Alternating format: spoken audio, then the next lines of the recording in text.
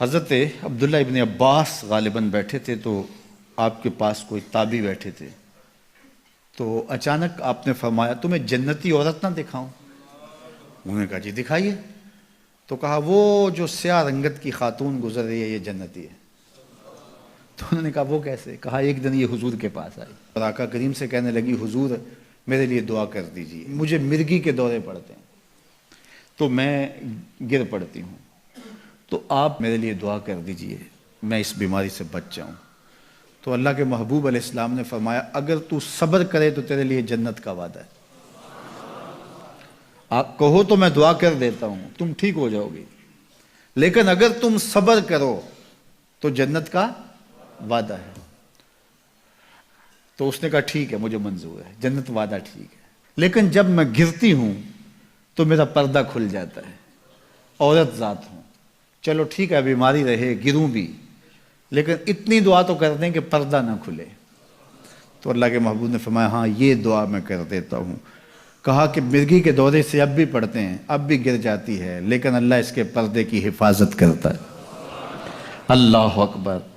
تو پردہ کتنی اہم چیز ہے، اور ہمارا دین ہمیں اس کی تلقین کرتا ہے کہ تمہارا حیا نہیں لٹنا چاہیے، تمہارے پردے کی حفاظت رہنی چاہیے۔ حیا دین ہے، اور حیا کے ساتھ اسلام کا تعلق کتنا گہرا ہے کہ یہ دونوں جڑی ہوئی چیزیں ہیں۔ ایک رخصت شے ہوتی ہے تو دوسری بھی رخصت ہوتی ہے۔ مجھے بھی آپ کو بھی عملی کوشش بھی کرنی چاہیے کہ یہ جو ذرائع ہیں حیا باختگی کے، ان سے اپنے آپ کو اور اپنی نسل کو بھی بچایا جائے، اپنی معاشرت کو بھی بچایا جائے۔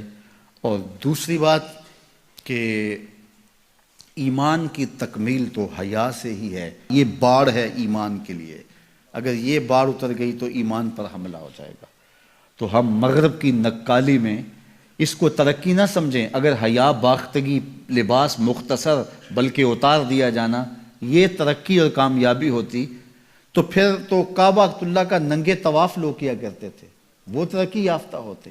تو برہنہ ہو جانا یہ حیوانیت کی طرف سفر ہے، یہ کامیابی نہیں ہے، یہ عروج نہیں ہے، یہ فیشن اور ترقی نہیں ہے، یہ تو اخلاقیات سے کنارہ کشی ہے، یہ تو حیا باختگی ہے۔ اسلام ایک روشن خیال دین ہے، اسلام ترقی یافتہ دین ہے، اسلام انسانی مزاج سے ہم آہنگ دین ہے، انسانی ضروریات کے تقاضوں کو پورا کرنے والا دین ہے۔ انسانیت سے، ہمارے مزاج سے، ہماری فطرت سے ہٹ کر کوئی دین نہیں ہے۔ تو نفس کی تسکین اور ہے، روح کی تسکین اور ہے۔ تو جوانی کے دور کے اندر نوجوان کی زندگی کے کچھ ترجیحات ہوتی ہیں، لیکن بعد کے اندر وہ خود سمجھ رہا ہوتا ہے کہ میں یہ غلط ہوں۔ آج مغرب پریشان ہے کہ انہوں نے جوانی کے 4 ایام تو اپنی خواہشوں میں اسیر ہو کے گزار لیے، لیکن ان کے بڑھاپے کی تلخیوں کو آپ نہیں جانتے کیا ہے۔ تو مغرب کے سانچے میں ڈھلنے کی کوشش نہ کرو۔ وہ اقبال نے کہا تھا نئی تہذیب تکلف کے سوا کچھ بھی نہیں، چہرہ جو نہ روشن ہو کہ تو کیا حاجت گلگو نہ فروش۔ اندر کچھ ہو ہی نہ اور اوپر میک اپ کیا ہوا ہو تو وہ تو کبھی اترے گا، جب اترے گا تو نیچے سے کیا بلا نکلے گی۔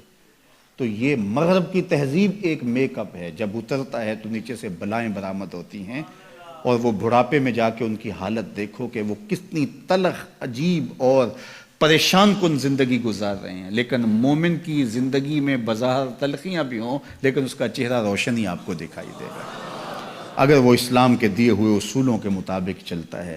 تو مشرق کو کبھی بھی مغرب کی نقالی نہیں کرنی چاہیے۔ مغرب تو اس مصیبت سے جان چھڑانا چاہتا ہے، لیکن ان کی معاشرت اس طرز کی بن گئی ہے کہ جان چھوٹنے نہیں پا رہی، اور جہاں سے وہ نکلنا چاہتا ہے وہاں سے ہم داخل کیوں ہونا چاہتے ہیں۔ تو میری بیٹی، میری بہن، تو مغرب کی بیٹی نہیں ہے، تو مشرق کی شہزادی ہے۔ تیرا برقع، تیری چادر، تیرا حجاب تیری آبرو کا پہرا ہے، جب تو سمٹتی ہے تو معاشرہ پھیلتا ہے۔ تیرا حیا ہی تیری زندگی کا تیور ہے، اور یہی تیرا نور ہے۔ اور نوجوان کی آنکھوں کے شرم و حیا کے تلے عبادت کی لذت رکھی گئی ہے۔